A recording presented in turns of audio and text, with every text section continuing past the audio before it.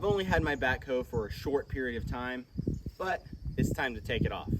I've mostly just played with it around the pond, dug it out a little bit where I could reach. I'd love to get down there, but we have had quite a bit of rain. So now I need to take this guy off, put my shredder back on, and mow, because our cabin should be here within the next few weeks. And so now I need to take this off. Now I'll admit, I have done this one time at the dealership with them showing me how to do it. It was fairly straightforward. I'm sure the more I do it, the better I'll get at it. But this might not go perfectly smoothly, so it's probably not going to be the world's simplest tutorial, but I will walk you through it as I figure it out again. There are steps for installation and uninstalling. Pretty straightforward. So now we need to start the process of removal. So position boom arm parallel with park hole. So you can see this is transport that I'm in right now. I need to move it out to the park position. Step 2 is insert boom lock and swing lock pins. Those are currently installed. Lower stabilizers arms until they're parallel with the ground. Position bucket with teeth parallel to the ground, and the reverse installation steps 8 to 1. So we'll just go through the process there. So all right, I've got to do this with the tractor running just to do what I need to do. So step 1 is removing this pin.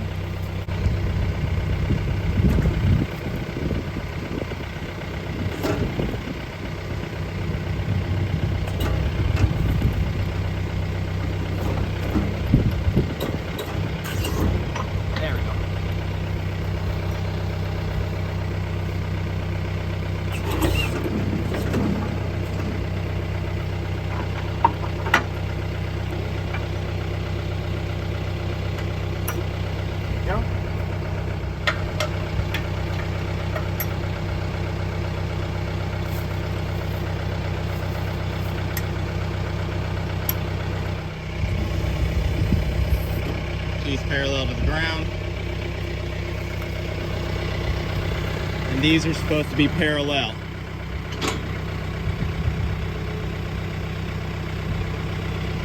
Parallel with the ground. Parallel with the ground. So this is what it's looking like right now. We're in our park position. Teeth are parallel to the ground. Those are parallel to the ground according to the instructions. It might be a little bit different in reality. We will see. So my next step is to disconnect the power beyond.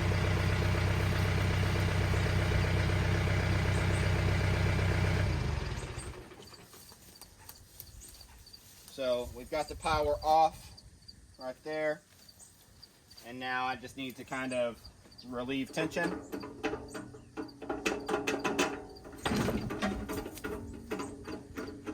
There we go. Pressure's relieved. And we're going to come in here and disconnect our power beyond and reconnect our boom arms, or reconnect our rock shaft.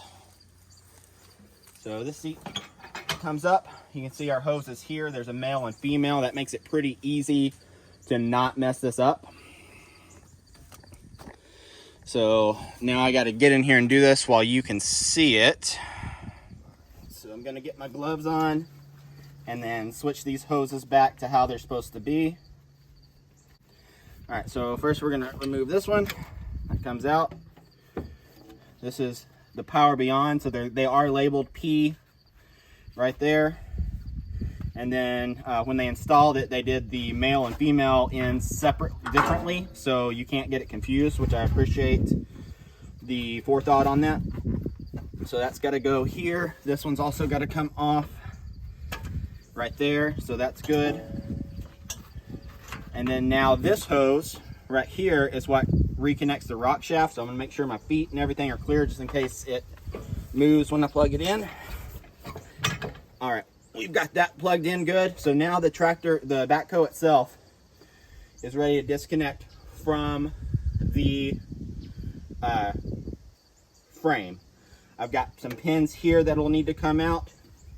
So we will see how that goes in just a second. I might have to reconnect it to take some pressure off of this, but I think I have my rock shaft control now, so that might be fine.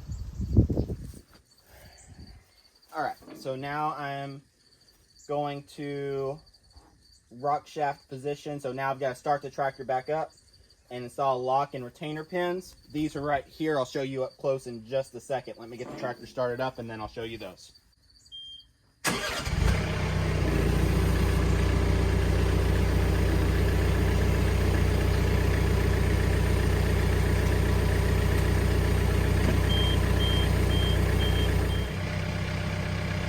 All right, I've got my hitch assist on, which will allow me to move the tractor forward and then move the tractor back a little bit, and raise and lower my PTO. Right here are my retainer pins for the backhoe assembly. Currently, there's too much pressure on them to do it, so I'm going to raise my rock shaft slightly. There we go. So I should have taken my pressure off of this, and I have. Once you get the clip on, that just will store right there, or you can put it back into there later. I've got to do the other one on the other side.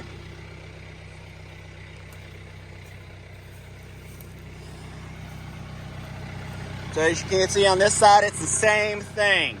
And is also loose because I'm using my rock shaft to support the pin. And now that just will slide out nice and easy. If it doesn't come out nice and easy, you still have weight on the backhoe assembly. All right, we should be about ready to disconnect it. Again, feet parallel according to the instructions. Teeth parallel to the ground according to the instructions. We're in our park position right here. And then now we're ready to lower this down, I believe. Let me double check. Lock pin retainers just for me. Turn off tractor, so tractor needs to be on now. Raise rock shaft to full height, so I need to lower it to full height. Lower rock shaft, back to tractor in fully. Install crossbar and drawbar. So what I should be able to do now is quite simply lower my rock shaft all the way down.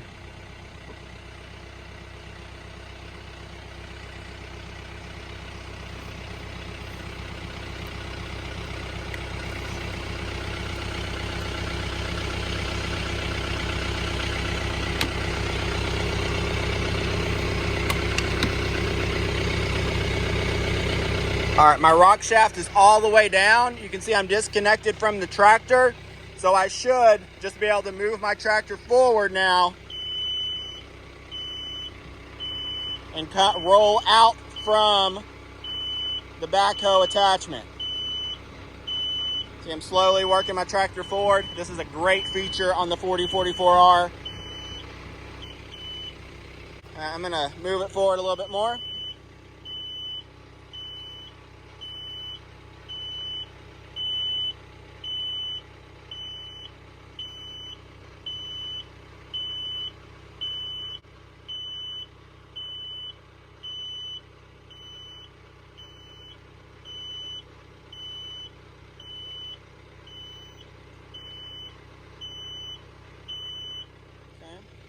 All right, so now the backhoe is disassembled or taken off. I have to remove this part. This goes with the backhoe, so I'll make sure it stays with the backhoe. My drawbar was removed. They say it can go in if you have it in the farthest back position, but they removed it during assembly, and then I have to reinstall my top link.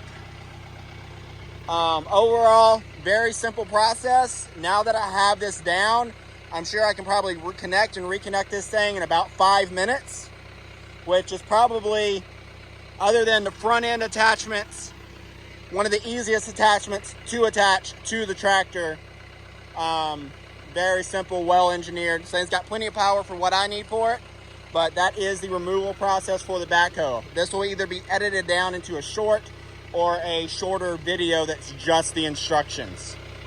All right, so now what I'm gonna do, so I've got to go all the way over there to my shredder, get my shredder hooked up, and get ready to mow. And I'll be mowing for the next several hours.